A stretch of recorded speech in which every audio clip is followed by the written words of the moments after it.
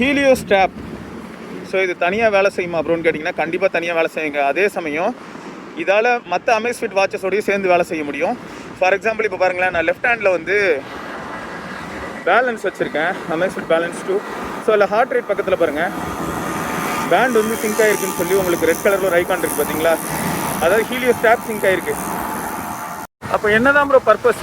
இப்போ சரி சிங்க் ஆயிருக்கு, என்ன அட்வான்டேஜ் அப்படின்னு கேட்டிங்கன்னா, இந்த ரெண்டுமே சேர்ந்து இணைந்த கைகளா நமக்கு வந்து பெட்டரான ஹார்ட் ரேட் வேல்யூவும், ஹார்ட் ரேட் வேல்யூ நமக்கு டேரெக்டாக எங்கே இம்பாக்ட் கொடுக்கும் அப்படின்னு பார்த்தீங்கன்னா கேலரிஸ் பர்ன்ட் அதில் வந்து வேல்யூ நிற்கும்.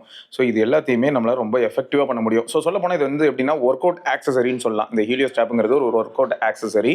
நீங்கள் வேறு ஏதாவது அமேஸ்ஃபிட் வாட்சஸ் இப்போ லேட்டஸ்ட்டாக வாங்கியிருந்தீங்கன்னு வைங்களேன், அதெல்லாம் நீங்கள் செக் பண்ணிங்கன்னா ஒர்க் அவுட் ஆக்சசரின்னு ஒரு ஆப்ஷன் இருக்கும். அதில் வந்து இந்த ஹீலியோ ஸ்ட்ராப்பை காட்டும். ஸோ நீங்கள் அந்த இடத்துல வந்து கிளிக் பண்ணி பைண்ட் ஆகிக்கடா அப்படின்னு சொல்லிட்டீங்கன்னா ரெண்டும் பைண்ட் ஆகி வேலை செய்யும்.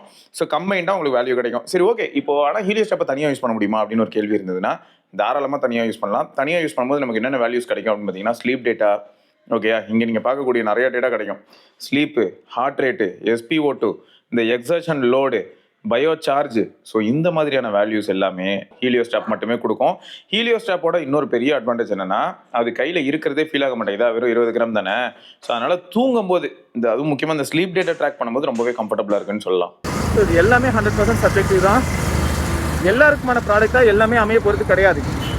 ஸோ இதுவும் one among the product available around அப்படின்னு சொல்கிறதுக்காக தான் இந்த வீடியோ.